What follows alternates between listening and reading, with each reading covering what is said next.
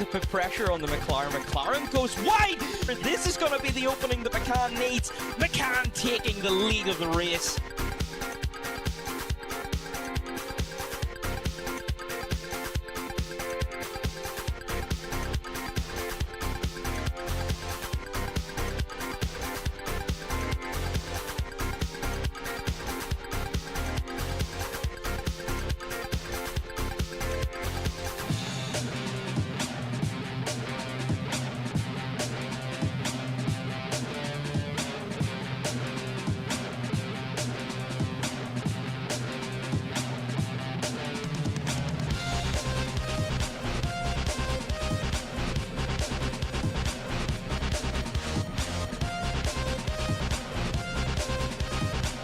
A great start for Jan, and I think a fast start for Webby means that Jan is going to be up to P2 already by turn 1.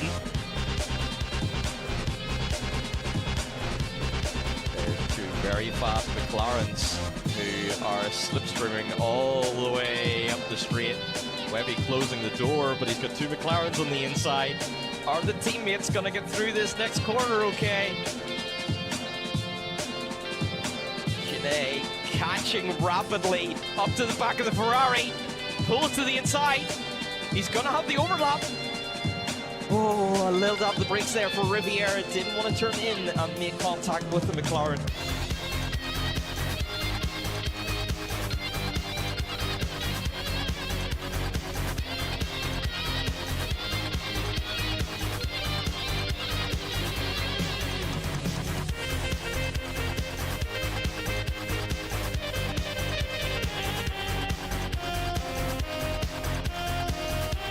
Not the inside, but then it's the outside for turn 2. Still side by side, a little bit of bumps. But gets the better exit, but then brakes a little too early. A little bit of a bump there from Boulder. He shuts the door.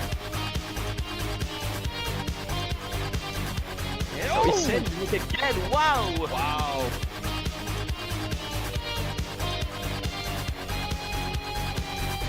Sinead crosses the line and wins on Zolder.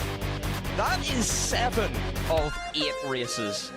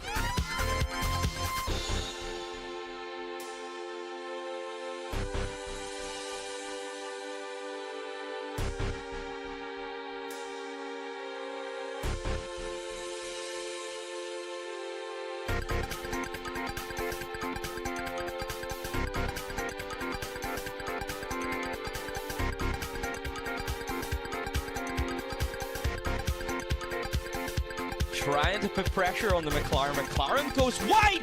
This is going to be the opening that McCann needs. McCann taking the lead of the race.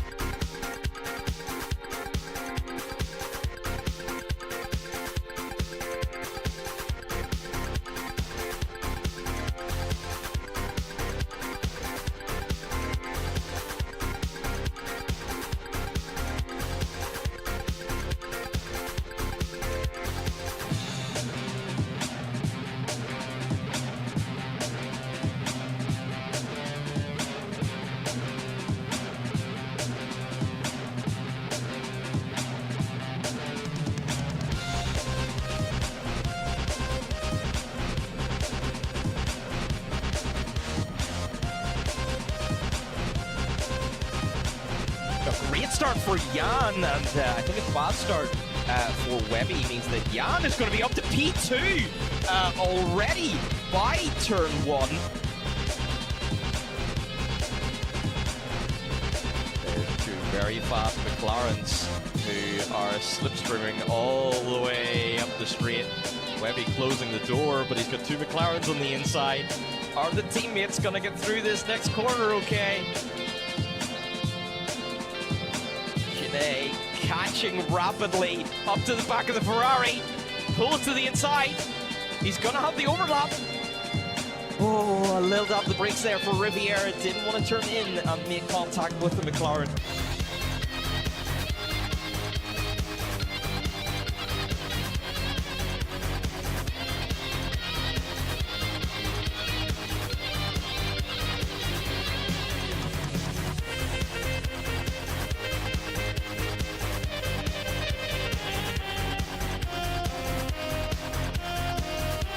Not the inside, but then it's the outside for turn 2. Still side by side, a little bit of bumps. But gets the better exit, but then brakes a little too early, and a little bit of a bump there from Boulder. Shuts the door. Oh, he sent it again. Wow! Wow.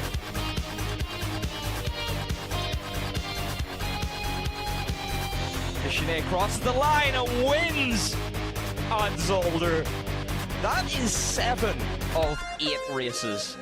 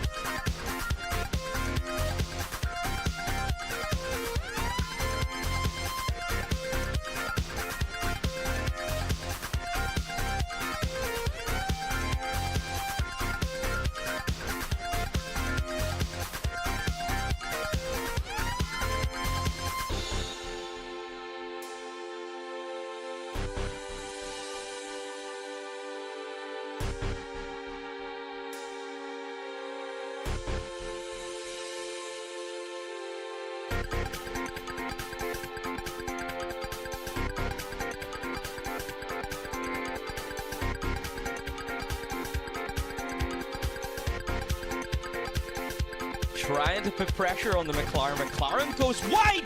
This is going to be the opening that McCann needs. McCann taking the lead of the race.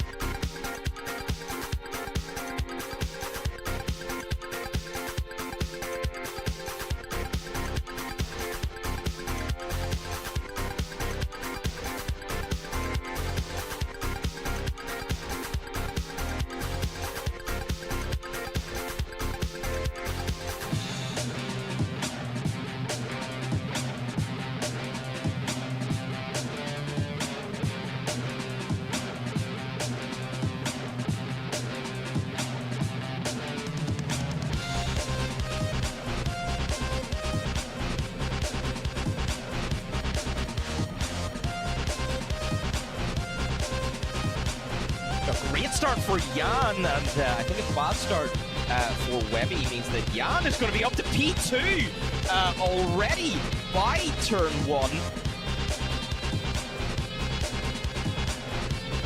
There's two very fast McLarens who are slipstreaming all the way up the straight.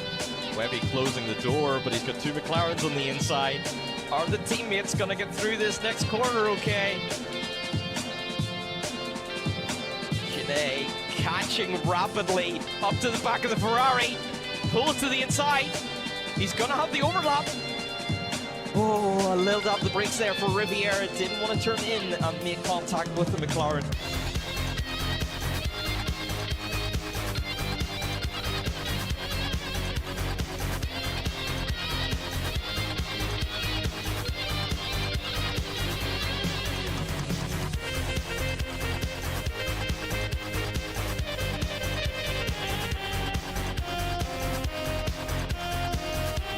Not the inside with NSD.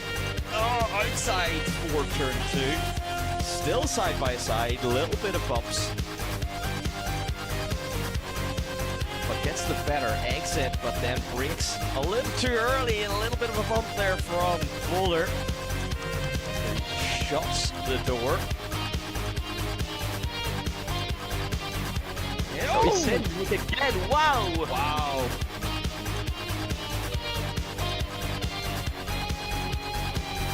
Deschanel crosses the line and wins on Zolder. That is 7 of 8 races.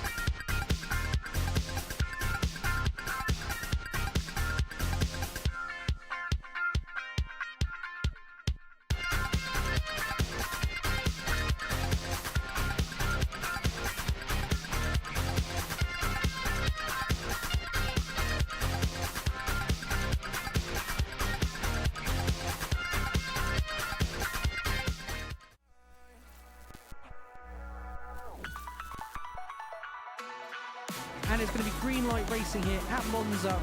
Here goes Noah. We're going to try and go wheel to wheel with the leader. Vic, once again, back on the top step.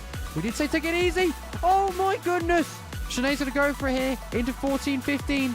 Side by side. Is it going to be Mercedes or is it going to be a BMW?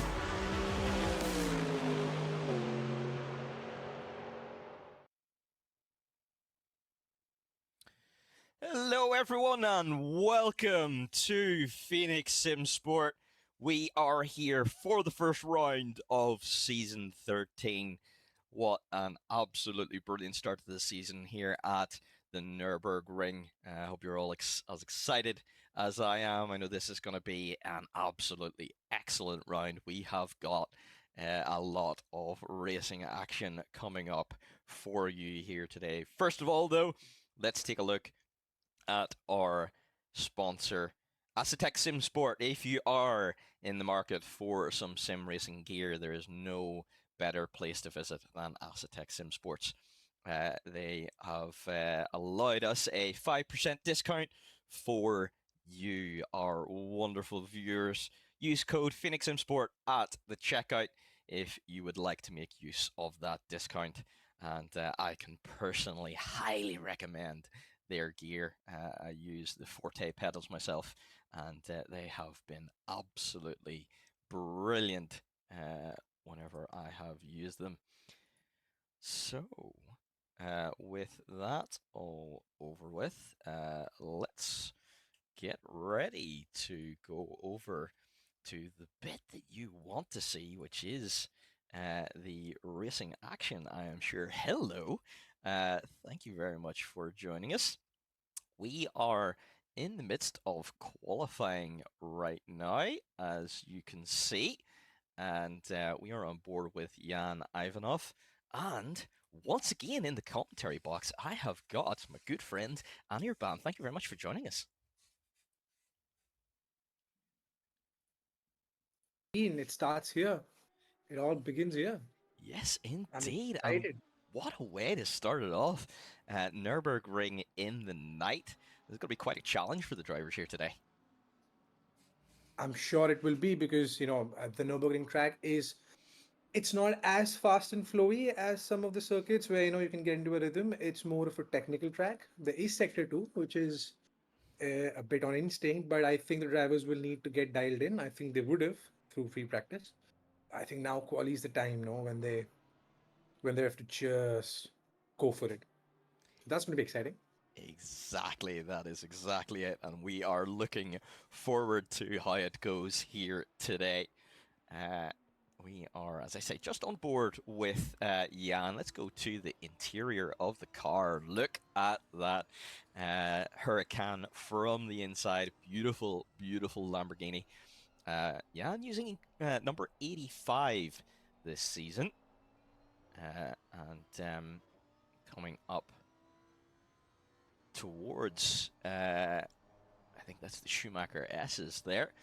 As we see, lap times are starting to come in. Let's take a look at these lap times as they do come through. For Linsky then, starting off the season strong, banging in a pole lap time of a 1:55 to start off with. Now, track conditions are still fast at the moment, so there is quite a bit of time still to gain in there, I would imagine. But so far, car number 9 only 0.3 of a second off. And interestingly, we have got 3 different drivers with a purple sector time. So, all to play for right there. Yeah. So this is going to be an interesting session. I'm actually very interested to see, because this was a discussion we had the last time, when we had the last race of season 12. I'm very interested to see how the McLarens perform. I know I'm going on like a broken record now since last time, but I'm really excited to see. I'm really interested to see and curious to know how the McLarens perform in the hands of the few drivers, because we've seen for Linsky using the McLaren last time around at Bathurst, not liking it, and now there's a Lexus. Yeah, so it's going to be very interesting to see. He has got, what was that, minus 18 kilograms of ballast, whereas, yeah, the McLaren today only -1. The Ferraris are carrying quite a lot of ballast here today, so yeah, it's going to be interesting to see. That should even out a lot of the advantage, but as we know with these cars, a lot of the time it can come down to driver feeling, whether they can actually get on with the car or not. So yeah, it's going to be interesting to see. But right now, Still, 3 different drivers with a purple sector. Kevin Riviera, though, smashing it into P2 there with a 55.3. That's a very strong lap. That's a very strong lap by Kevin. And as we know, for quite some time now, Folinsky has been the benchmark, and being that close in at the start of the sessions, it shows that Kevin has dialed his Ferrari up. Now, hopefully, up enough to challenge Folinsky. Exactly, that's exactly what we want to see. So let's keep an eye on that. In fact, Kevin is on an absolute flyer of a lap time. He's on a 3/10 improvement right now, Ooh. which would be enough for pole. So let's see how he carries on with the rest of this lap. Looking good so far. Coming down towards the end of this sector, and he's up half a second. We could very well see the first lap time in the 54s, and what a lap that would be. The Ferrari looks planted through there. It does. I wonder, is that just helping Kevin extract that extra little bit out of the car?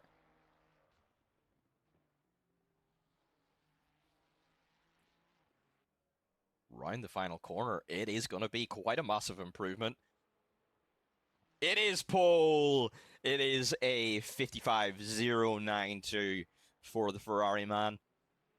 So he is the first to be able to crack. Oh, he hasn't cracked into the 54. Sorry, he is the first to get ahead of Ferlinski in this session.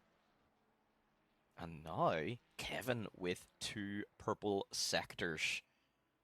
So that I hope that's a sign for things to come. I hope so too. If that is the case, that this is going to be a very, very competitive season.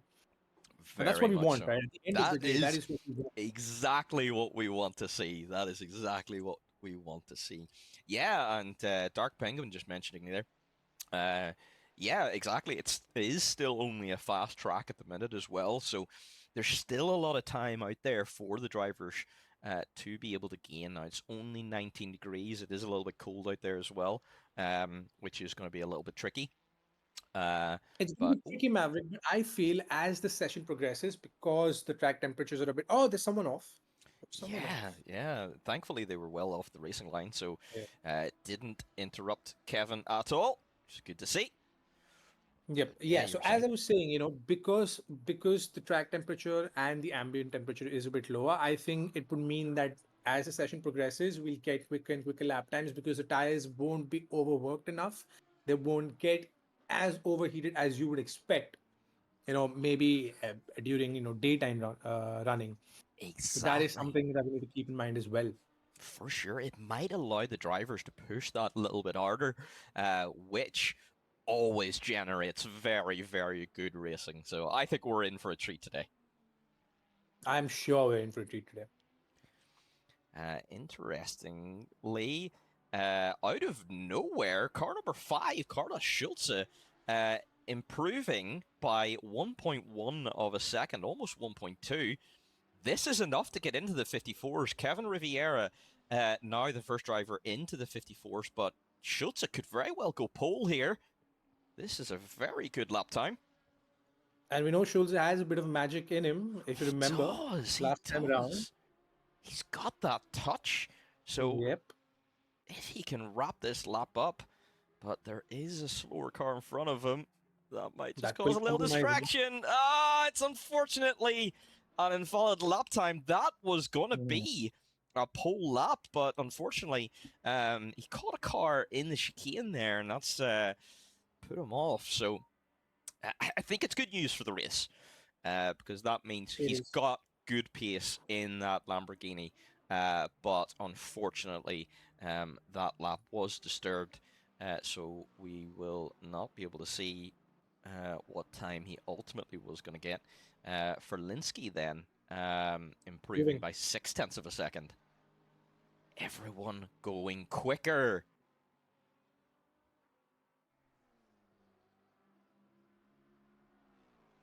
And what a beautiful livery on that car for Ferlinski. Very similar to his previous one, but more of a red color now rather than green. Yeah, those red accents on the Lexus actually do look very nice. Yeah, they do. It just suits it Oh, very look, well indeed. Coming up and the to the number one line. is very well deserved as Oh, well. very much so, exactly. He gets to carry that this season because he is the reigning champion. And the reigning champion, look at that lap time. He was struggling there at the start of the session, but smashing in a 54.3. Still on a fast track as well. Now, it's going to be getting better, but wow, what a lap that is.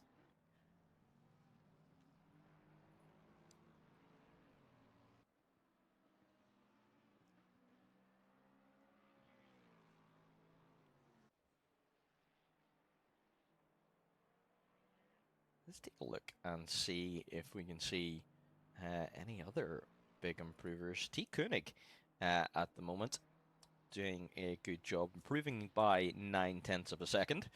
That might be enough for P13 if he can hold on to this advantage.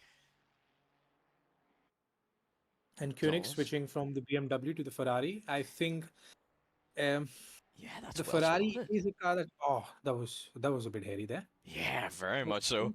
But he's held the advantage well enough, so he's still going to improve. Where does that put him? And it is enough for P13. So Koenig then improving up towards the top 10. He could be in for that top 10 fight, which is very good to see. And let's go on board with it. One of our OG drivers. Good to see Geyser back on track once again. Welcome back, Wiffy. It is very good to see you back on track. Currently, best lap a 58.267, but finding a little bit of improvement here at the moment. Car number 98 in P24, so outside of the points for now, but if he's able to hold on to this 8/10 improvement now, that might very well be enough to go into the top 20.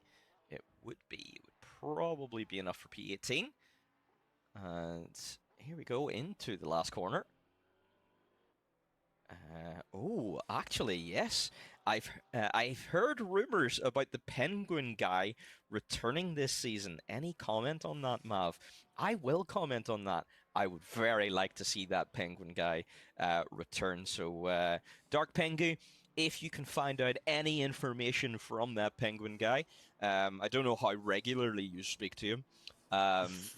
Maybe you could send him a little message and just say that Mav would absolutely love to see him back, because definitely that would be great, and we would love to see that legendary battle between that Penguin guy and Ferlinski, because I think that would be a battle for the ages. And Geyser then does pop up into P18, so is within range of challenging for points. And he has a good car under him. The Porsche is notorious for being a bit difficult to handle, but if you can get to grips with that car, it is a fast package indeed. For sure. So yeah, it's going to be interesting to see what he can do with it today. He hasn't been able to race for a long time, so there's going to be a lot of rust to blow off. But yep, fingers crossed he can get a good result here today. It would be a beautiful, good, strong return to racing for Geyser if he can get some points today. So definitely we'll keep an eye on him. And I'm secretly rooting for him, not just because he's a veteran of this competition, but also because I think, and if I'm not wrong, he's the only Porsche. And I have a soft spot for Porsche, so that is I want to see very good point. That is very well spotted, actually. Yeah, I think you're right. I don't see any other Porsches. Yeah, he is the solo Porsche. So at the very least, He's going to win the Porsche Championship. Exactly. And while we're speaking, actually pops it up into P16. So, yep, just finding pace, getting a little bit more comfortable each lap with that car. So definitely, I think we can see good things there.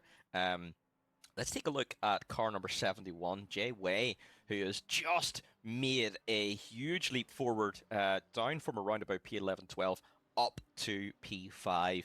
So we were talking about those McLarens. And again, look who just popped up into P2.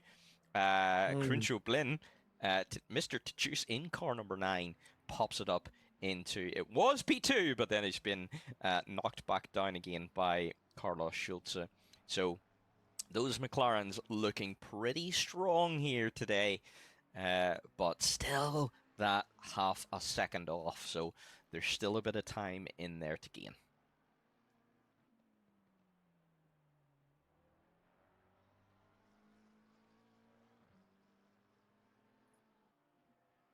It's looking good for Filinski with, 2 minutes on the clock remaining.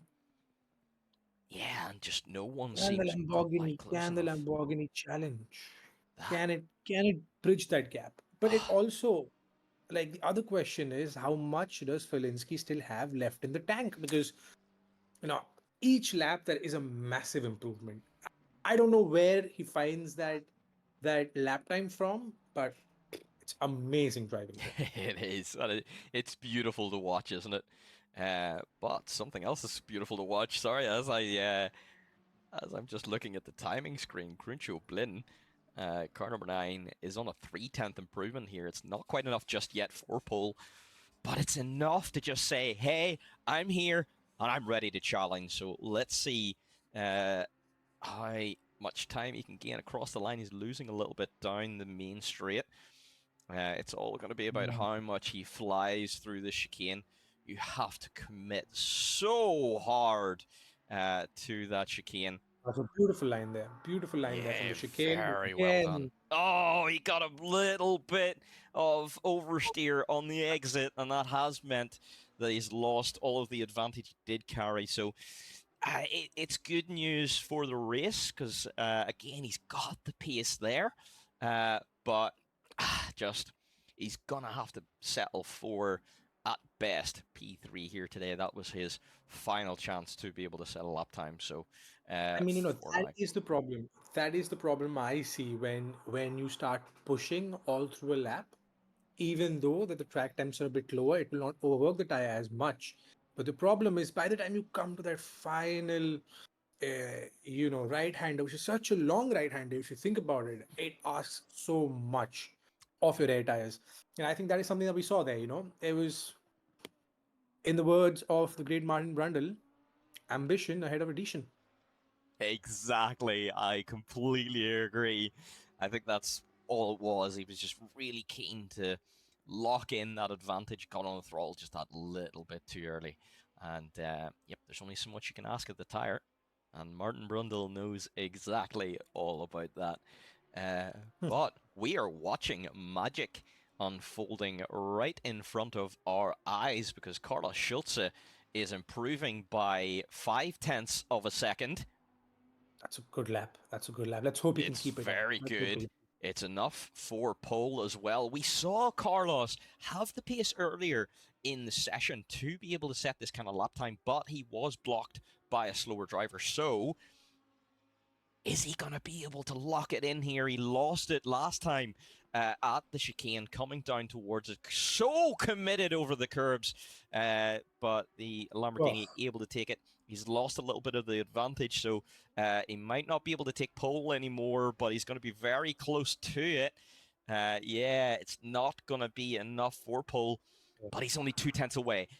0.2 is going to be enough to be able to challenge for Linsky here today, at least.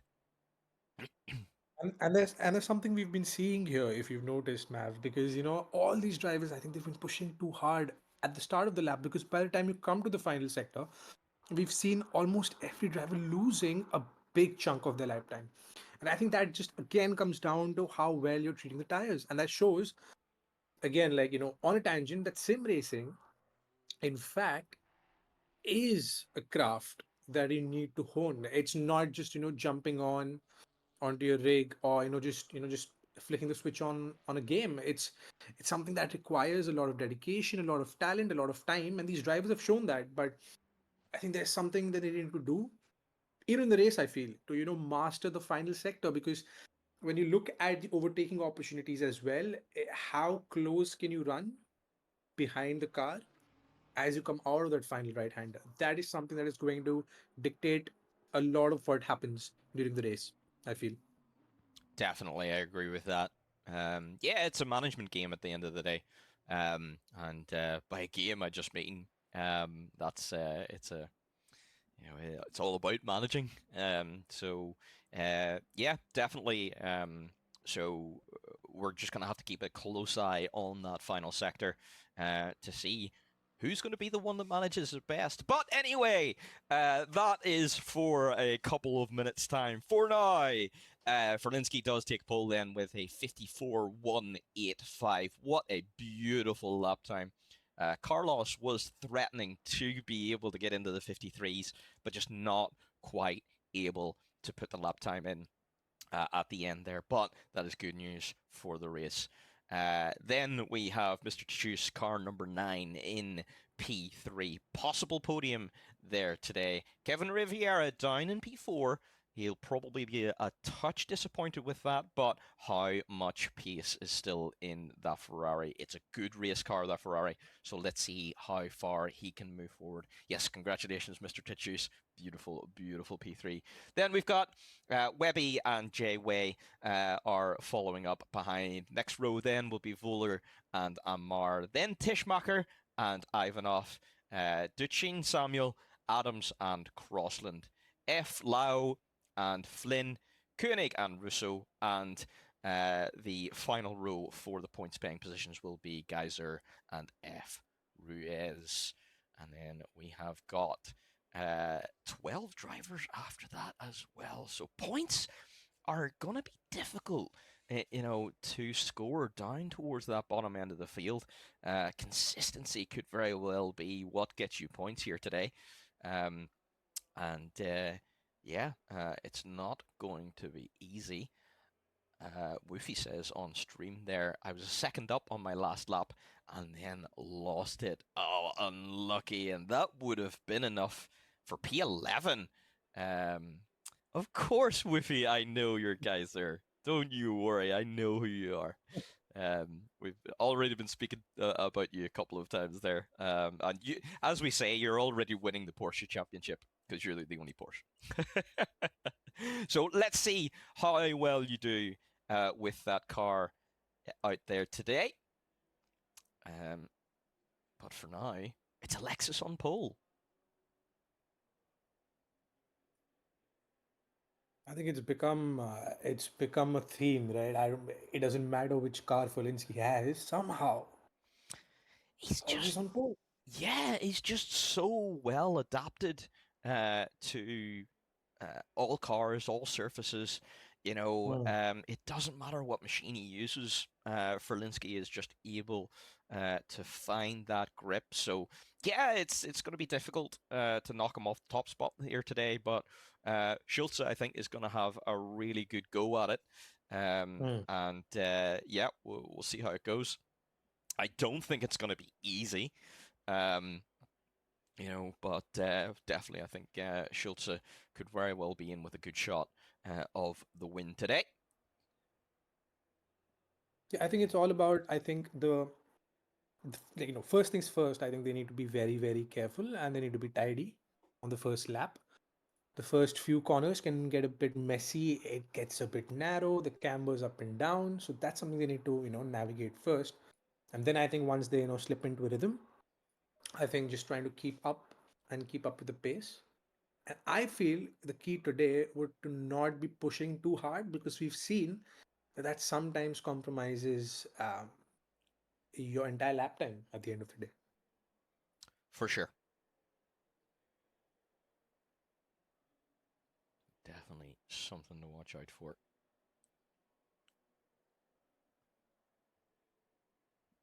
And again, I think the field looks very, very competitive. If I'm not wrong, the top five were like separated by less than a second. So again, it's a very competitive field. And I think that's also down to the different choices of cars, the drivers, of course, that are very competitive and very good. But also, I think it just goes on to show that season 13 might just be the best yet. Oh, yes.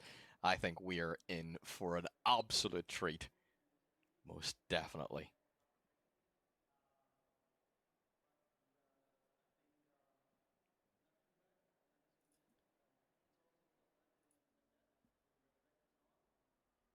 We've got just a few. Let's see. 2 minutes 30 left to go before we do kick off here. Drivers are going to be putting the final changes onto the setups of their car. If they want to make any changes, that's going to be the ultimate question.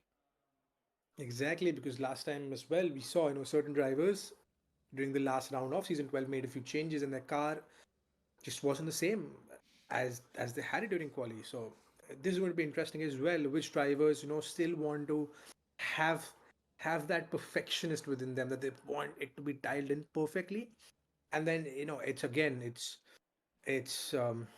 the cost and benefit of it all, but how it plays out for them. For sure, when you're going out there, you want to have a predictable machine. If you make a change that causes unpredictability, it's going to be hard to race that car. Whereas if you maybe didn't make any changes, then you go out there and you're able to predict what the machine's going to do. It's easier. Exactly. It's a better race car at the end of the day. So, yep. Let's see what happens out there. For now, we're just admiring all of the wonderful liveries. Beautiful to see some of the wonderful designs that people come up with.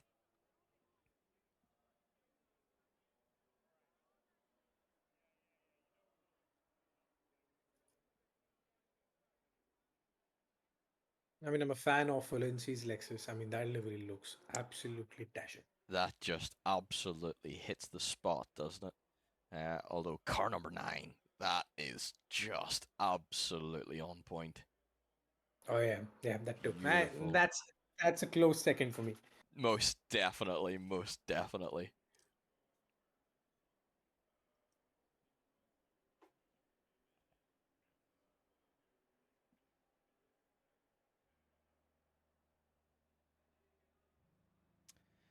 And as we can see, drivers are now turning on their ignitions.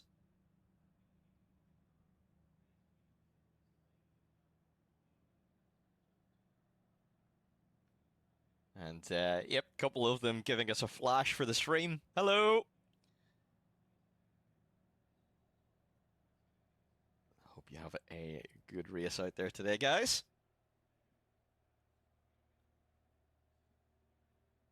I'm getting goosebumps right now. Oh, I mean, I for can't sure.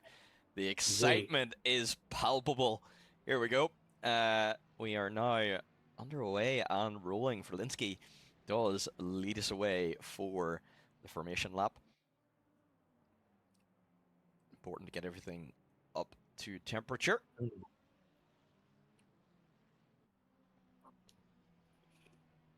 If you are new to Asetek Corsa Competizione, or indeed any types of GT racing, it's important to make sure you use the formation lap to get everything warmed up.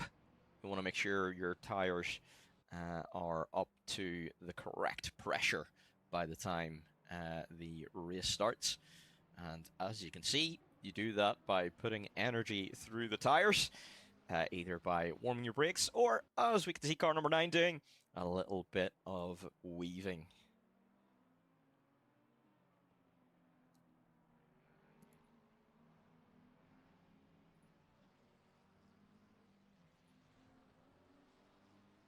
The McLaren has done wonders, in his hands. It has, that's a really good starting place there Yeah. for Cruncho Blin. He's going to be, he's not going to have a clear track in front of him, but you know, it's a really good spot to be able to fight for that podium from. Is he going to be able to hold Kevin behind? That's the ultimate question. I think Kevin has that slightly better race pace, but at the same time, Tachus has been working hard, you know, trying to improve his pace and his racecraft. So he's going to be one to watch out there. Is he going to be able to stick with Carlos? That might be a bit of a challenge there today, but yeah, I think he's definitely going to be in for the fight.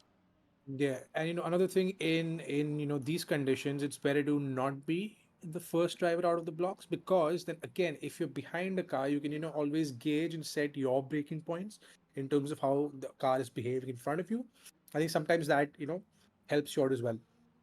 So Yeah. that would also be an interesting thing to see how Folinsky copes being the person on pole and having to lead the way anyway. Yeah, definitely. And then, you know, when you're the lead driver, you have to set the pace. You know, do you decide to push really, really hard, but then you use up all of your tires? You know, or do you do some tire saving, but then the car behind gets really close? Yeah, it's all the questions. When you're the lead, the following car, a lot of the time, the driving can be easier because you don't need to focus as much on strategy. All you're doing is focus on making sure, put in consistent lap times, stay close, apply pressure. You know, so yeah, let's see how it goes. But we know Ferlinski doesn't really crack under the pressure as often. He's got that racecraft. He's coming around the final corner now, and we are about to get season 13 underway. I hope you are just as excited as I am. I know I'm certainly ready to get this underway. Let's go. And it is green light, and Carlos somehow actually started ahead of Ferlinski. I think there was a bit of an issue with where Ferlinski was on the grid. It's not caused a penalty or anything. And there's a collision behind. There's a couple of cars facing the wrong way. It doesn't look like it's going to be enough for a red flag because there was not 15 drivers involved, so it is unfortunate for those guys, but it's not enough. There's a drive-through. Yeah. Unfortunately, the Porsche has caught or got a drive-through for something at the start there. What a move by Ferlinski back into the lead of this race. So he lost the initial advantage somehow. Lexus doesn't have the best starts, so I wonder, is this going to be something we're going to see all season, where Ferlinski loses the race lead at the start and then has to work his way back up? But look at this top three. We have got Ferlinski, Schulze, and Cruncho Blin, all really close together, followed closely by Vuller, Webb, and Amar. I think Riviera was potentially involved in that stuff at the start. Yeah, Riviera down in 26th. So Riviera, that run of bad luck continuing here. Oh, that's really unfortunate. It's going to be a recovery drive today. How much can he get back through the field? We're just going to have to keep an eye on that for now. Jan Ivanov down into P18. But applying pressure to car 71 ahead. Looking like he wants to make a move down towards the chicane. Is it going to be a move? It's not quite. And a little bit of a concertina effect for the cars behind. My goodness, what a first lap on our band there today. That was fire, that lap. Exactly, and I think this is going to be how this entire season pans out. It's going to be a lot of drama, a lot of excitement, and a lot of close racing as we're seeing here as we head into lap 2. Here we go. And, a little bit of a fight down here towards turn 1. Let's take another look at that in replay. We see car number 62, 74, and 85 about to go 3 wide. Maybe not quite. And Webby dive bombing from almost way back. Not quite able to make up a place. But some good battling at least. But Jan now P9, so Jan falling down the grid order here a little bit. So struggling to get that Lamborghini into a good rhythm.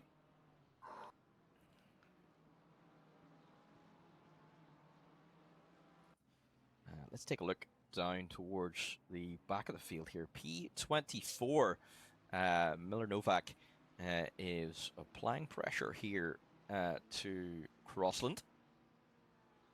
Down the inside. Oh, as we see someone away off track, that is T. Danny. Something happening there to that Lamborghini. Hopefully gets back on track. Okay.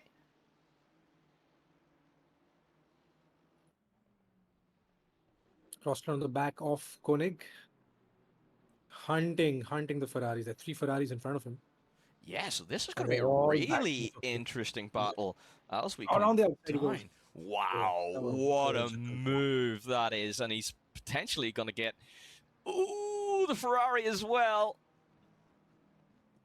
Can he send it down the inside? Is it going to be a send? Not quite. He backs out of it, probably wisely, because he's got the drive. Ooh, the Ferrari boxes, actually. I wonder, is that a planned stop for car number 46, or is that as a result of damage? Geyser also in the pits as well. That is the server drive-through. Yeah. So, yeah, I wonder, was the Ferrari there boxing early in order to go for a really long stint towards the end of the race? Only one way to know. Do you think that's wise, Maverick? Because I think we've, we're just 5 No. minutes into the race. Because then by the end of the race, you might have a lighter car, but you don't have the tires to, service that car. Yeah, exactly. You know, maybe at 45 minutes, you could maybe chance it, but I don't know. I think this Maybe is there was a bit of damage, far maybe, too early. because I would say, because from the onboards, it seemed as though the Ferrari had gone off track. So maybe they picked up a bit of damage somewhere. I think that's Who knows? probably the most likely thing, because yeah, it's too early for a tactical kind of pit stop. So It's almost anti-tactical, I feel. I would To agree. take it in the first lap.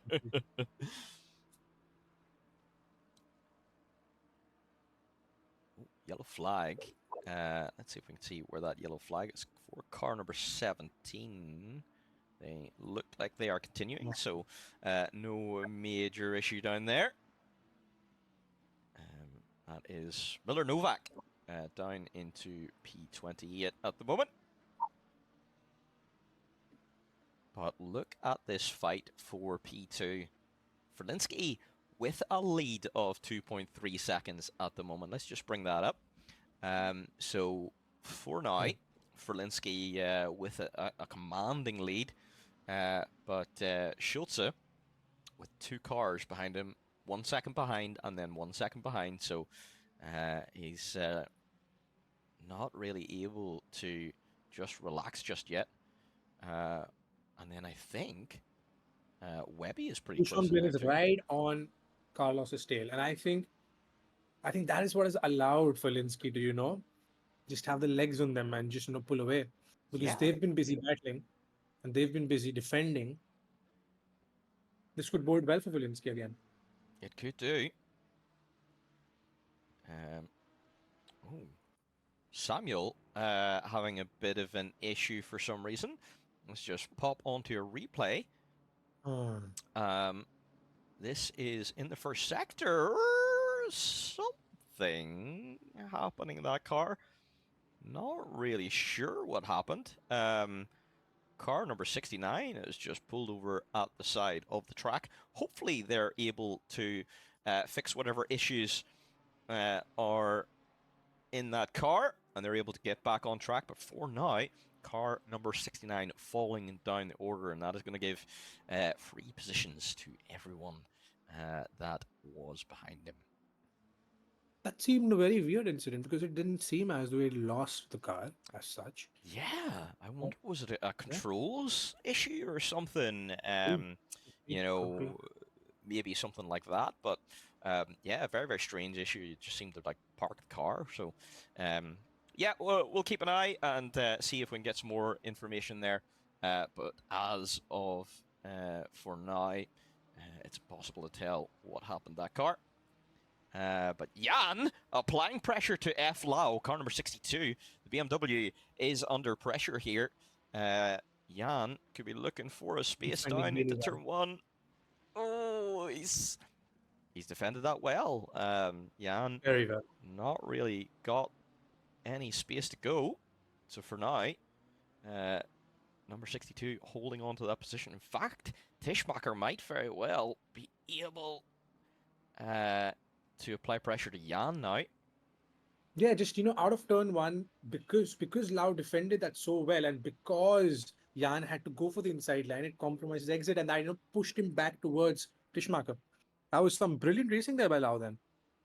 Most definitely. And that then is going to put Jan on the defensive instead of the attack. Oh, a little bit of a lights flash as well now, trying to distract the driver in front. Jan down the inside! He goes for it, but yeah, the BMW driver just ignored it, and Tishmacher then does make the move, and what a move, and is now ahead of Jan. Let's take a look at that again in replay. Jan goes for the move, but is slower than out of the corner on the throttle later, and car number 74 goes, yep, I'll have that, thank you, and moves up to P9. So Jan losing another position at the moment and falling Once again, backwards. the dive bomb again just completely ruined his line, and then he ran wide.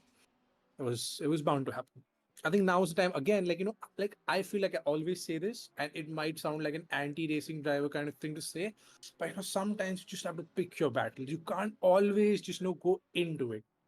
You do, and that is a major racecraft skill, knowing when to attack and when to just hold position, because what is your ultimate goal overall? It's to reduce your whole race time, and if you just battle and dive bomb every corner, you're increasing your race time and the race time of the driver in front, yes of course, but then exactly that kind of thing happens. You end up getting overtaken by someone who just goes, hello, thank you, I'll have that position. So definitely it's a skill that not every driver has, and we see it played out there. There's a great battle now between the number 12 Lamborghini and the Oh. number 9 McLaren. It's a brilliant battle. This is going to be electric. This is Tradition Sim Sport once again trying to get themselves a double podium as they did in the previous round, the end of season 12. If you didn't see that, check out that round. It was rather exciting. But for now, car number 9 holding on to that podium and doing a good job. Running a little bit of a slower pace than the cars in front. Interesting that car number 9 was able to hold on to the pace, but is starting to drop off. Is that a McLaren thing, do you think? Or, is it just the driver losing confidence?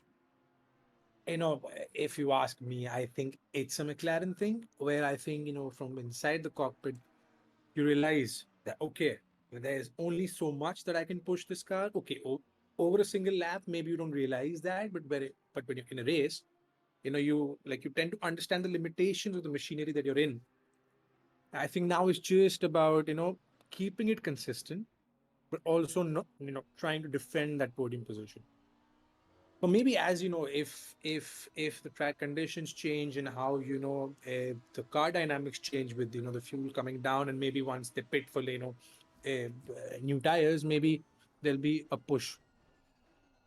For sure, and we don't know how much fuel is in that car as well. Has he overfueled, underfueled?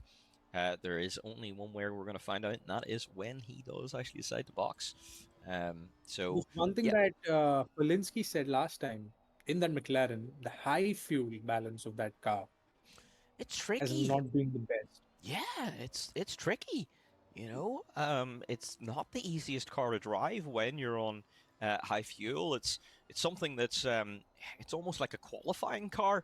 One lap pace is very, very good, but whenever the fuel goes in, it can be a tough beast to handle. So let's see how he's able to deal with it for the rest of this race.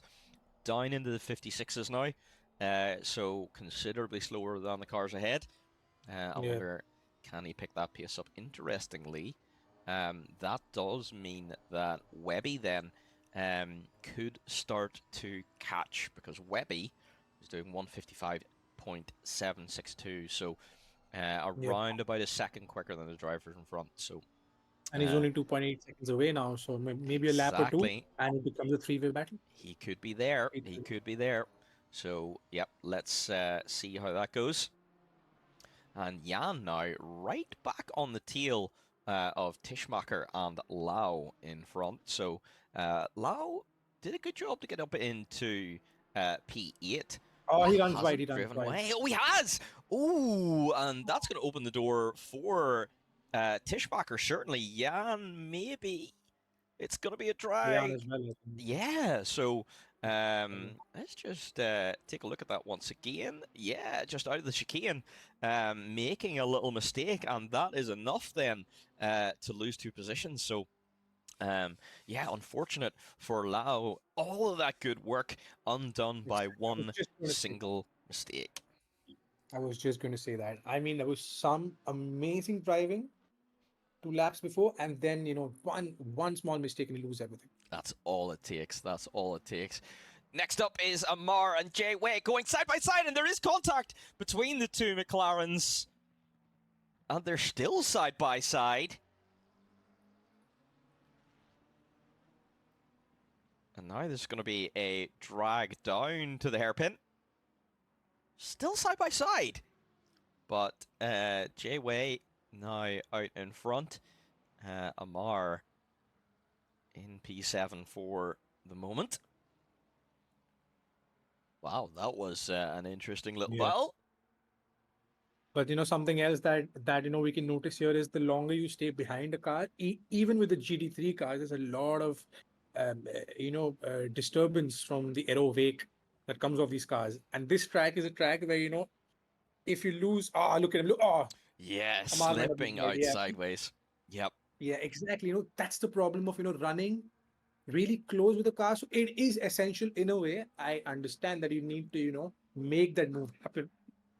But I would not want to be in one of those cockpits, right? I'm glad I'm here. Yeah, that looks very tricky. Yeah, it's an awful lot easier to drive the seat in the comm box, isn't it? Exactly. Ooh, Fuller getting very close to car number 9, almost ending up a passenger in that McLaren. He is applying pressure.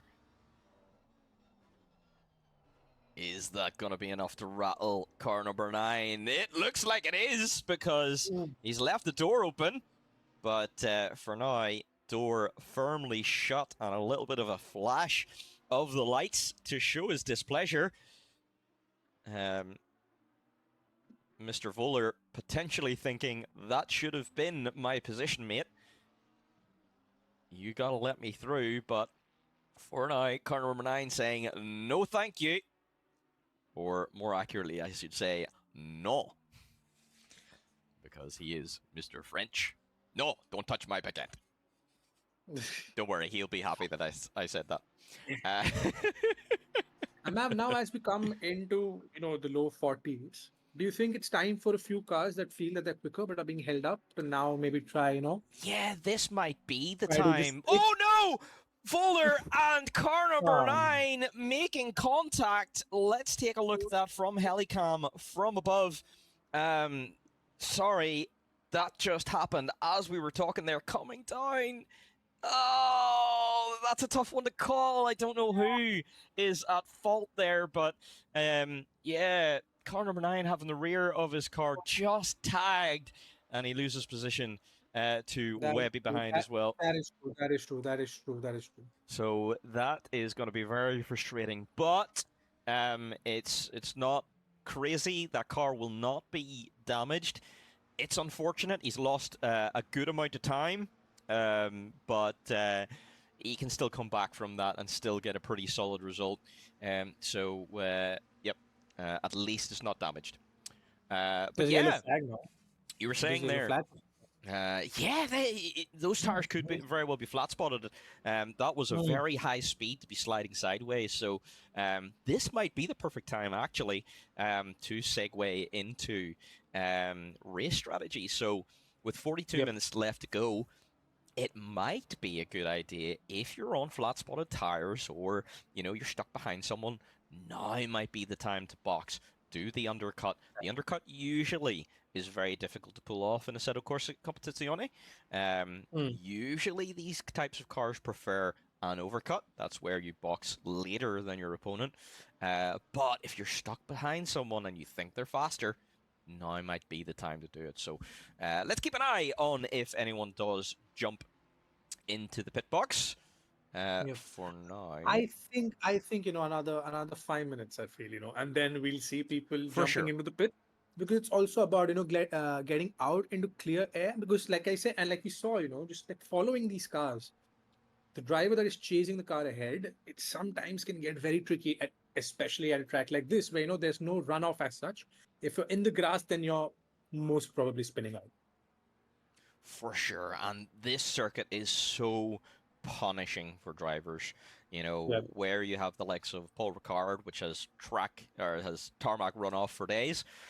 When you go off here, you get punished because it's all grass and gravel. So yeah, exactly. You've got to make sure you stay within the lines. But here we go. This is, I think, our first scheduled pit stop that looked scheduled at least. Jay Way boxing from P6. That does let AMR through then. So I wonder, did Jay Way underfuel the car to get a little bit of a faster car at the start of this race? Either way, in the pits right now. This is going to be interesting to see how that battle plays out between car number 15 and car 71 then. So, yeah, that's a good point there, Dark Penku. Riviera, unfortunately, did get involved with an early incident, so is down in P22 right now, quite a bit behind the leader. It is unfortunate what did happen. It did seem like quite a large incident there at the start. We didn't quite catch it on stream, but yep, we will certainly be investigating that after the race, because we did want to see Riviera up there in that fight for the podium. We would have seen a battle between Voller, Tachus, and Riviera, all for that final step in the podium, and maybe even a fight for P2 and the win. So disappointing, and especially Kevin gets such bad luck recently, but runs of bad luck come to an end eventually, and hopefully we'll see him back up towards the front very soon. Has Verlinski been? Oh, yep. It's almost 5 seconds now. He's been pulling away each lap. Yes, and it's not been by very much. It is just 1/10, 1/10, 1/10. So he's controlling that pace. That clinical, exactly. That's that clinical, metronomic kind of driving. Yep. That he's showcased in the past that has won him the titles and the races. It is, he's controlling the pace. He's making sure he doesn't take too much out of those tires, and just making sure that when he gets to his pit stop, he's got plenty of buffer zone, so that if anything happens around the pit stop, a mistake, braking too early or too late, for example, he's got that buffer zone at least. So, yeah, absolutely clinical race from Ferlinski so far. Carlos is going to have to really pull out all stops here today if he's going to beat Ferlinski here at the Nürburgring.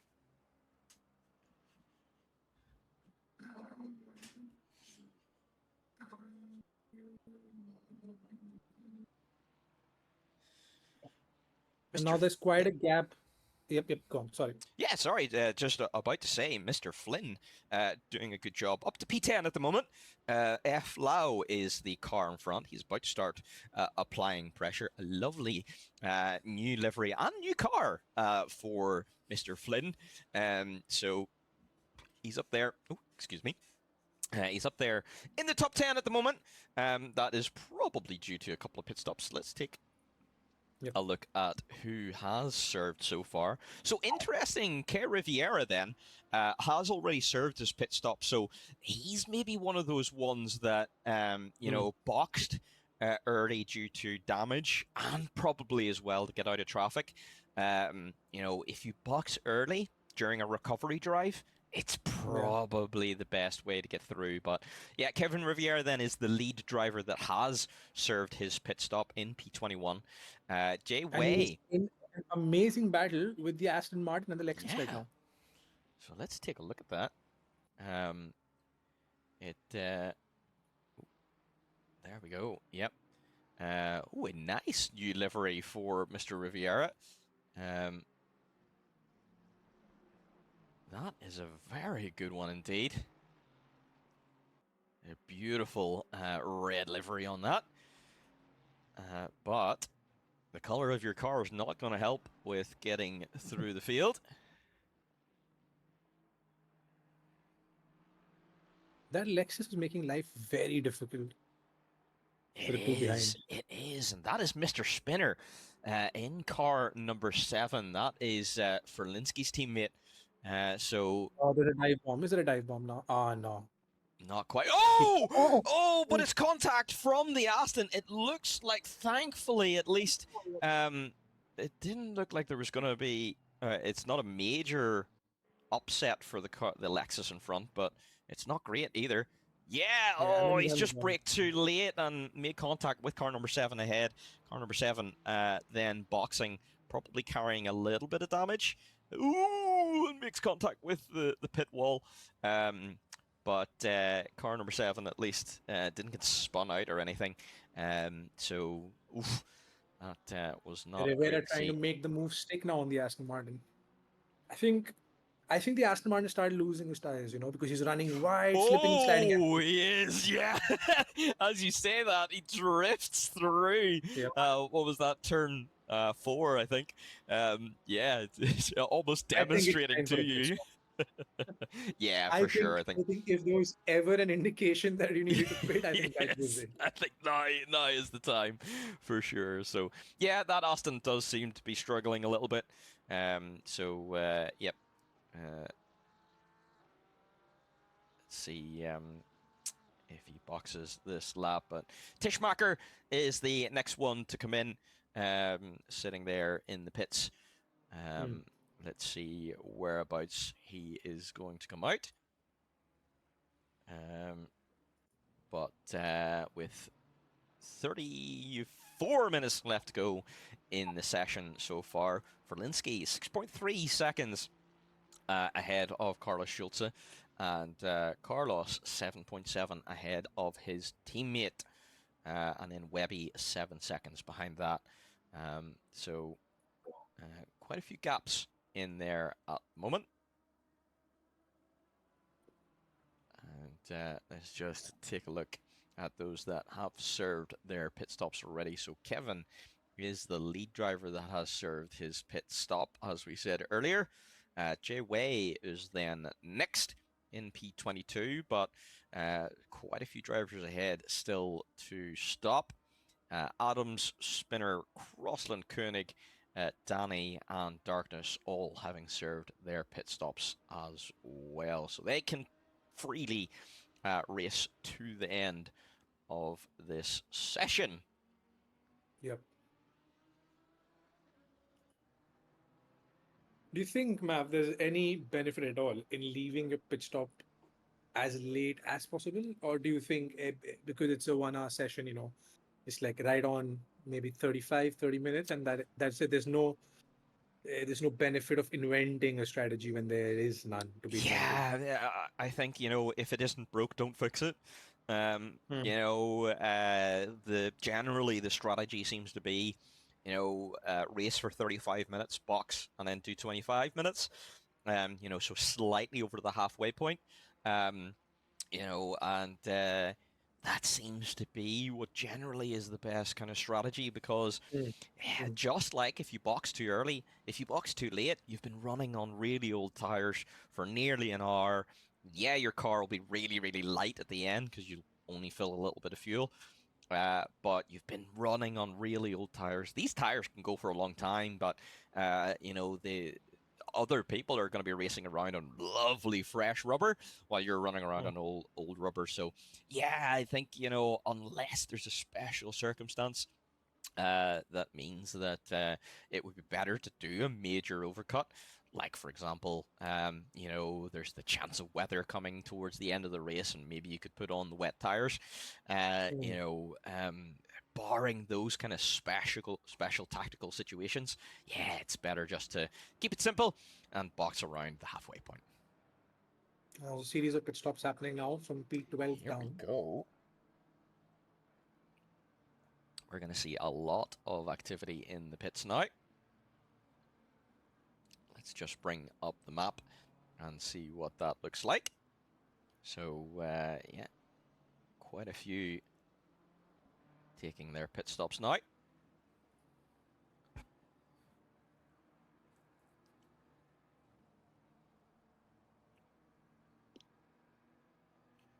As Mr. Voller then is the next of the leaders to take his pit stop. That promotes Webby then up into P3. Car number 9 also into the pits, as is AMR. Jan decides to go through, so taking a little bit more of an overcut. Lau goes through as well, deciding not to box just yet. Viper also into the pits. Oh, Jay Rays! Let's go on board with Jay Rays coming out of the pits. Gets a stop and go 30 seconds. That is a huge penalty. That is going to be for some pretty severe speeding into the pit lane. You've got to really break the speed limit to get a stop and go. So unfortunate for car 744. He's going to need to stop very soon to be able to get rid of that. Oh, but he goes for a dive bomb. Oh. He does. Oh, What a move, even with that penalty, still making a really good move on, who was that? Zain, car 786. So still fighting like it is for position. That's what we like to see. We like to see some good racing. So let's next. We'll bring up the times once again, give you that screenshot of who is where with pit stops. So Voller now is the lead car that has served a pit stop. Car number 9, Mr. Tchus, is next, then AMR, then Mr. Flynn, then Viper, then Tishmacher, then Riviera down in P13 at the minute. So a reasonably good recovery drive so far for the Ferrari man. Exactly. Not what he would have wanted, but at least still a reasonably good drive. Something. It is something, exactly. And that's what he's got to be thinking. He's going to be in there competing for the championship this season. It's obviously frustrating when an incident happens, but you're still going to make sure that you're taking points where you can, because incidents can happen to everyone, and we could very well see Ferlinski getting in an incident at some point as well. It can happen to all of us. So you just and I think the more track time you give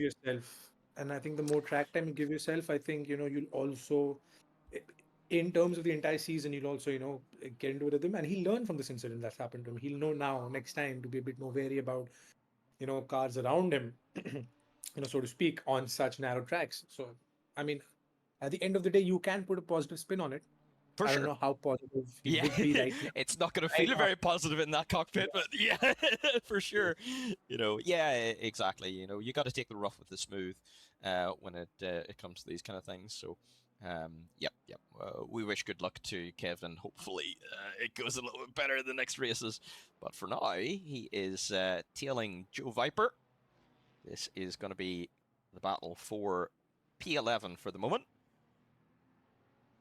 It may very well end up further forward towards the end of this race once other drivers box, but we've got 27 minutes to go. What a move down the inside. Just getting a great drive out of the corner there. Let's go back 30 seconds till we see this all being set up. Kevin catching Joe ahead. Car coming out of the pit lane. That's going to distract Joe, who has to go the long way around in turn 1. And that gives Kevin a little bit of an advantage. Who then just goes, hello, if you're going to oversteer in turn 2, I will have you. And a beautiful move then from the Ferrari driver, who gets himself up into P11. And there we go. What's happening? A massive flurry of cars into the pits. Webby, Schulze, Ivanov, and Lau all into the pits. So that is everyone who is towards the front of the grid now in the pits.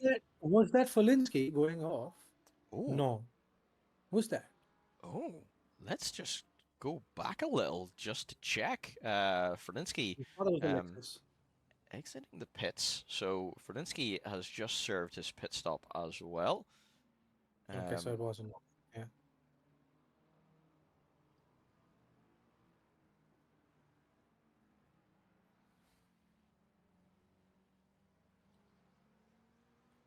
So, no, all looking perfectly fine for car number 1, our reigning champion, with a seriously commanding lead.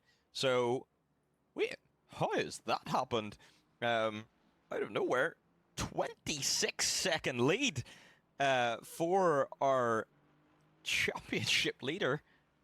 That's just dominance, isn't it? That is pure dominance.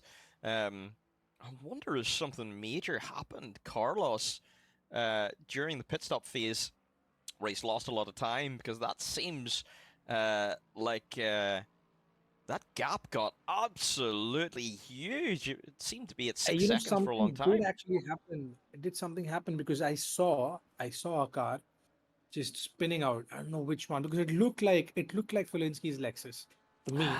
Yeah. But there was an incident though, 100%. I wonder, was it Carlos then? Unfortunately, we didn't capture it on stream, but here we go. Voller putting pressure on Webby. Webby, out of nowhere, is now in P3. Is that a legit P3? It is, because he served his pit stop. But Voller getting the better drive out of the final corner and is going to be side by side going down into turn 1. Who is going to be last on the brakes? Webby's fighting it all. He's trying. He takes a late apex in turn 1, but it's not enough. Car number 12 has that closed down, so Webby's going to have to... Getting onto that exit curb didn't allow him to then get that drive. He needed to make that move around the outside, but... Yeah, I think he just cut the inside of the corner a little bit too much, and that has meant he's just going to drop back now. But there's a little bit of traffic ahead for Voller, and that might allow Webby to come back in. So let's see how he deals with the traffic. I think that is Crossland ahead. Crossland getting off the racing line. That's going to be a lot of marbles for that Mercedes. But Carlos round the outside and gets that move done nicely.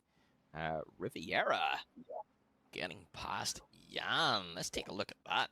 15 seconds back. I think we'll have missed the overtake, I'm afraid.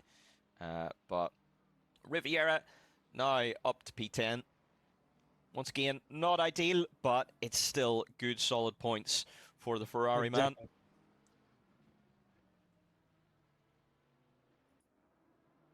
Ooh, that looks interesting. A little bit of an incident going on here, I think, with AMR.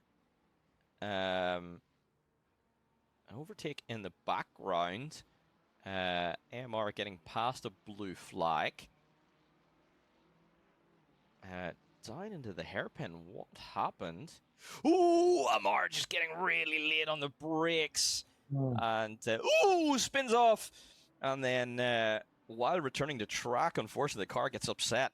And it results in a half spin, making contact with another driver.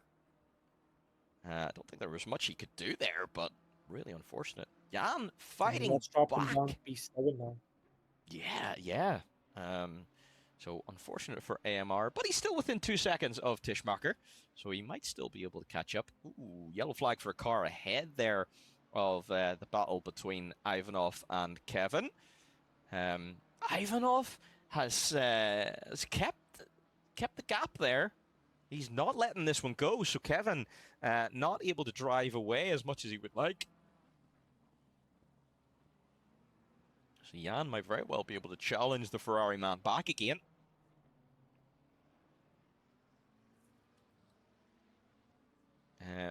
Almost everyone having completed their pit stops. The only one that hasn't, Estachin in car number 46, still to make a scheduled pit stop in this race. Riviera, Lau, and Ivanov now the closest battle on track. Car number 62 in P9 at the moment.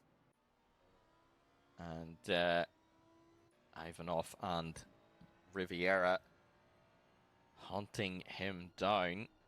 Ooh, but before we do that, let's go and take a look at Tishmacher. Tishmacher was 2 seconds ahead of Amar, but now is behind car number 15. So let's see what happened. Did he make the same mistake as AMR did on the previous lap? Brakes too late at the hairpin. He does, off into the gravel. And that then allows Amar to get through. So Tishmacher down into P7 as a result of that. AMR back up. Other cars running wide as well over there. Yeah. Seems to be a tricky spot for them to pick their braking It points. does, yeah. And also, as now, maybe the sun's coming up a bit, the track temperature is, rising slowly but steadily. I think that will also have an impact on how the race progresses, I think. For sure, if they haven't taken it into consideration whenever they've changed to new tires, if they change to new tires, then, they might very well have wrong pressures right now. Maybe the pressures are too high, and that's causing instability issues. So, yeah, that could be why it's just a little bit more difficult to drive. Jan and Kevin battling hard here. Blue flag getting out of the way, thankfully, letting those guys through. But the battling between Riviera and Jan is allowing Lau a little bit of breathing room. But I don't think it'll be long before the duo then come onto the bumper of that BMW, because this is something that I've not seen before, is when two cars are battling but they're not losing themselves time in relative to the driver ahead. Yeah, I mean, Jan and Riviera, while they're battling, they're such well-seasoned drivers that I think they're able to do it in a way where they're not losing too much overall time.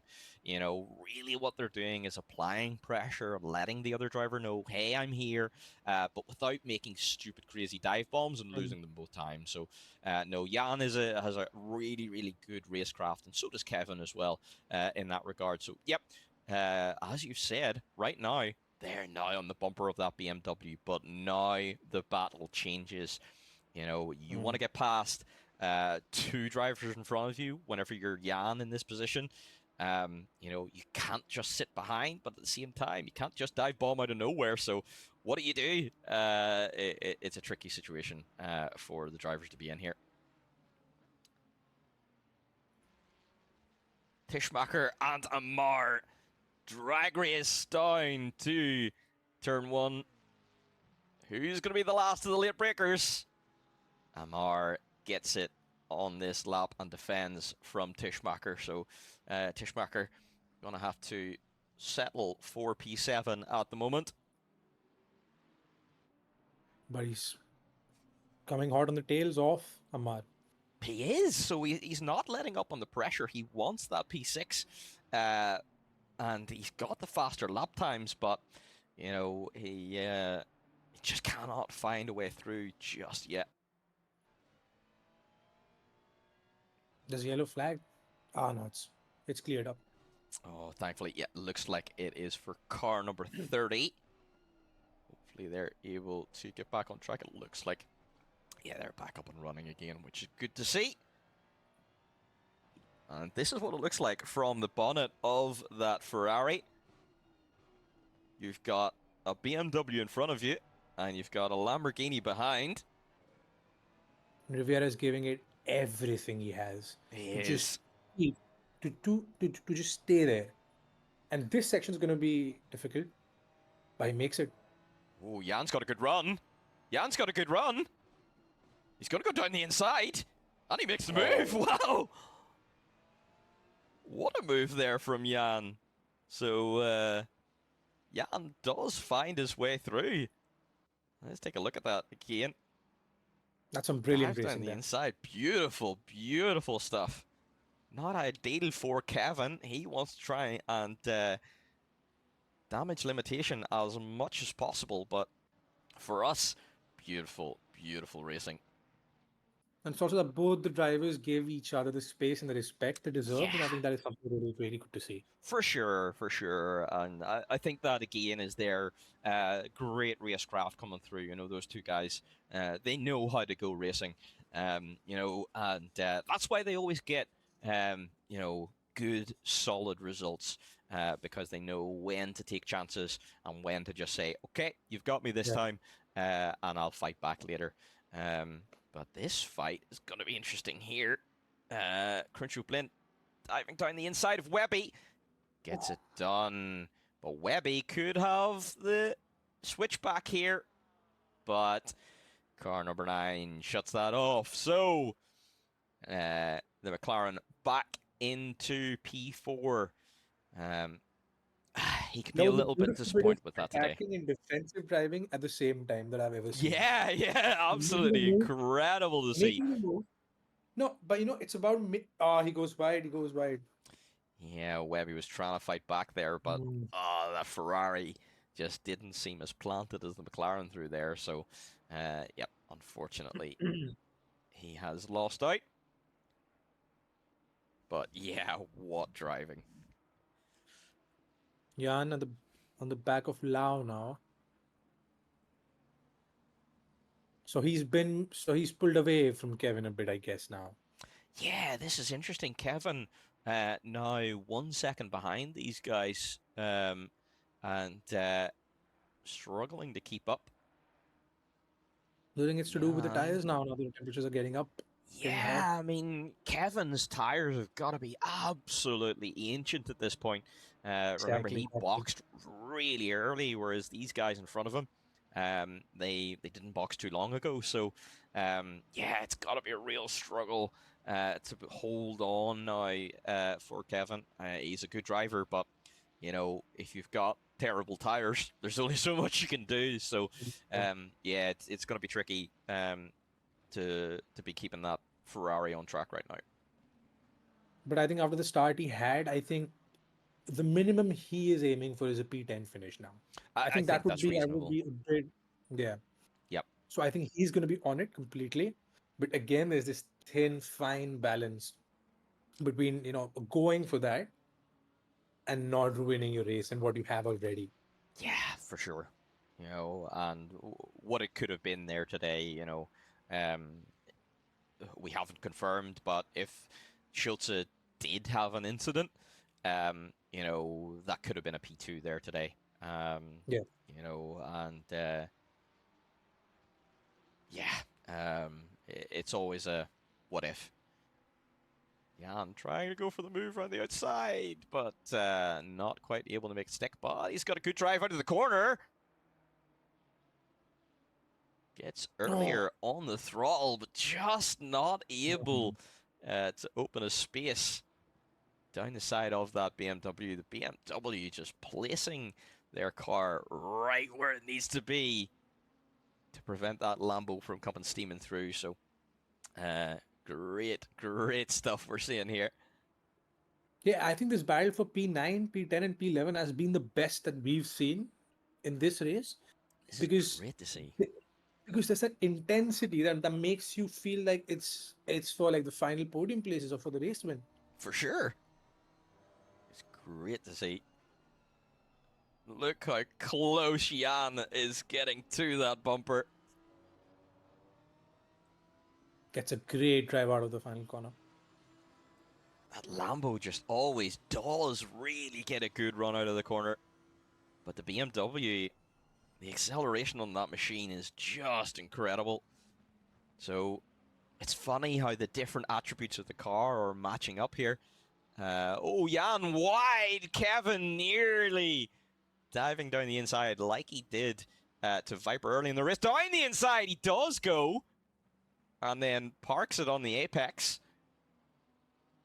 Ooh, little touch. But leaving plenty of space for Jan to return to the racing surface. This is awesome stuff. Jan gets back again. Oh, wow. Yeah. What a battle. Brilliant. That was brilliant. And in all of this, Lau's brilliant defense once again out of turn one has given him this where he's again been able to get some breathing space because he then again pushed the car back into the other chasing car, and then they wasted time sorting things out. So again, brilliant racing from Lau. Excellent to see it. And not being overly aggressive or, not making erratic moves with the car, just placing the car in the right place, as you say, to push the car back. So, yep, wonderful to see it. The final 10 minutes now. Yeah, here we go. And this battle is about to get even spicier as Flynn now is falling back into the clutches of Lau. So we could see a four-way battle here kicking off as now car number 25 is going to be involved. This is just brilliant. This is what we wanted. Season opener, this is what we Great wanted. to see. Close racing, intense racing, and some brilliant racecraft from all the drivers here, but especially these four. Most definitely.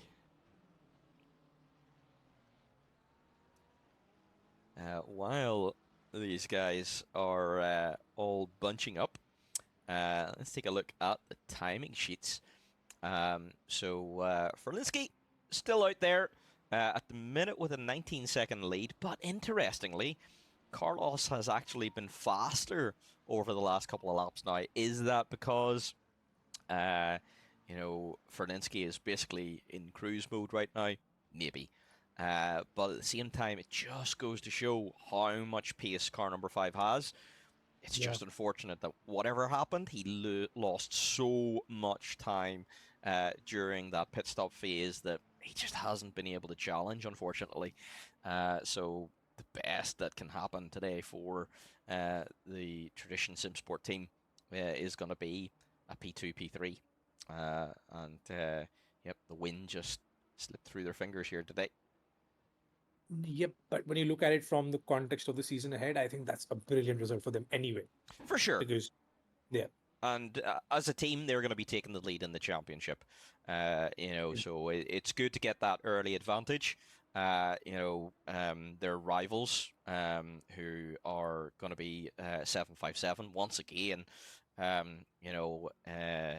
It's a different driver. It's going to be Philip Ferlinski and Spinner, who are going to be the others that are going to be challenging. But Tradition are going to take that early commanding lead, and when you have the lead, then all of the advantage is in your lap. Yep. Ooh, massive move there from car 62. Car 25 turned in a little. I don't know if Not as clean as you would like it, but it was a not good move quite. nonetheless. Yeah, good hard racing. I wouldn't say that was a crazy dive bomb. I think that was a pretty reasonable hard move. Yep. You know, I think Flynn probably just didn't see it coming and turned in a little early. But ooh, Jan going around the outside of Lau as Kevin tries to go down the inside of Flynn. So Jan all the way up now into P8, so has gained 2 positions out of all of this. Kevin, oh, Flynn brings very late into the hairpin. And Lau going a little bit wide. Oh, this is going to be frustrating. Chaos. Yeah, this is going to be frustrating for Kevin. He sees Jan getting away out in front, but Kevin's going to go for the move on Flynn. Down the inside. Breaks later and gets that one done. So at least Kevin now up into the top 10. Flynn struggling to hold on to that top 10, dropping now down to P11. Still a good result for Flynn here. But yeah, just in these dying minutes, not quite able to hold on. I mean, a word for Kevin though. P10 after the disastrous opening lap. What a After, drive. yeah, I mean, and on those tires, with Yeah. the track temperature rising up, because we know that even a single degree,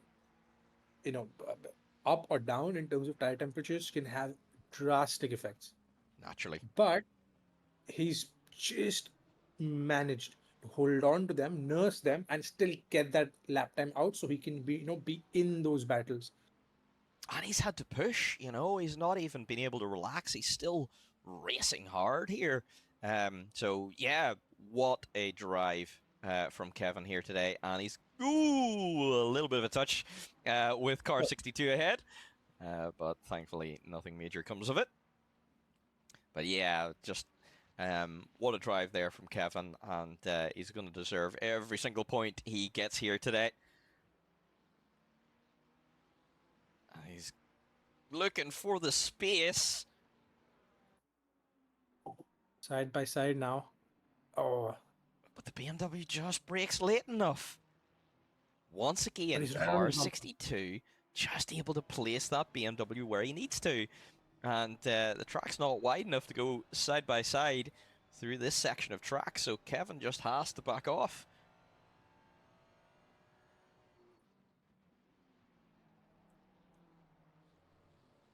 I think the defensive driving spectacle that we've seen from Lau today. I mean, hats off. For sure. Hats off. This has been incredible. Exactly. And the point is that he's been so clean with it. Yeah. There's no weaving on the straights. There's no last minute moves. It's just Kevin was a really bit- good he race was knowledge. Just as I say. Yeah, I know, exactly. Almost commentator curse. But he still holds on to position, thankfully, at least. Tishmacher getting past Amar almost. Let's go back 30 seconds and let's watch what happened. Looks like car number 95. He gets a massive slap of oversteer out of the final corner. That is what gives Tishmacher enough of an advantage to pull alongside on the run down to turn 1. Is he able to get it done? Round the outside. Beautiful move from the Ferrari. And textbook, absolute textbook. So Tishmacher up into P6 now. But now a hard chasing Jan right behind Ivanov is trying to get that P6. What a drive from Ivanov as well. We saw him really struggle in the first phase of the race where he just dropped back and dropped back. I think he dropped down to P11 at one point. Look how far he has come back in this later stage of the race. You know, I think we say it every time. Jan just has that really good, strong consistency, able to just keep pumping the lap times in. And whenever other drivers fall away, it means Jan is there to take the position. So battling for P6 here. You know, a really, really good drive from Ivanov. And I think that's going to be key again when we look at the season as a whole, because it's the first race. That quality of his to be consistent, to be clean, and to be there when he needs to be there, in the right place, the right time. I think that could be very important for his ambitions this season. Definitely. You know, pace wins races, but consistency wins championships. Exactly. And here we look at Riviera, right on the bumper of that BMW. Again, are we going to see a defensive masterclass from Lau into turn one?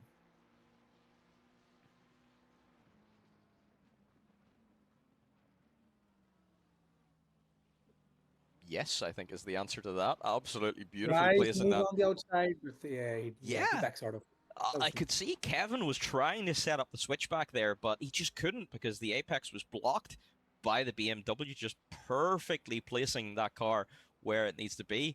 So this has got to be really frustrating for Kevin right now, but the BMW driver just doing exactly what he needs to do. But Kevin pulls out. He's going to have to go. He's just going to have to commit to a move, I think. It's going to be risky. But Kevin's BMW parking itself beautifully, making yeah. it as wide as possible. And now we might see a move. Can he get it Break. stopped late enough? Can he switch it back? He's on the throw. Oh, wow. Beautiful driving. Beautiful. He's made that BMW 3 cars wide for He Kevin. literally has. He's got the illegal 10-meter wide bumper on that thing.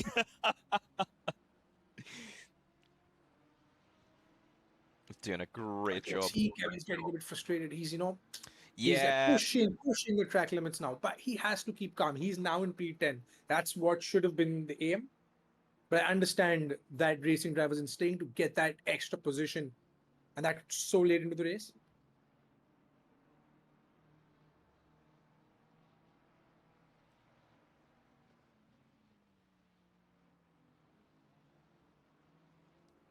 Let's just pop over to Ivanov and Tishmacher. Ivanov is looking for a move down the inside of turn one. Brakes super late. Gets the car stopped just about. Little bit of a bump between the drivers, but Ivanov gets that move done. So up into P6. So a relatively good result there for Ivanov. I think he could be pretty happy with that. A good drive, good strong drive towards the end of this season, or towards the end of this session. It is now going to be final lap. Actually, we've missed Mr. Ferlinski crossing the line and winning the first round of the season. So Ferlinski then does open the season as strong as he finished last season by winning this race. Carlos comes home P2, and Tradition Sim Sport then with a double podium to kick off this season. Season 13 is a brilliant start for Tradition Sim Sport.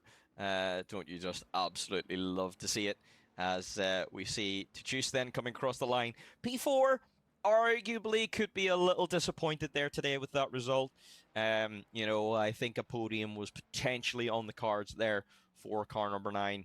But a P4, he's got to at least, you know, be pretty satisfied with the points there. Webby then coming home P5.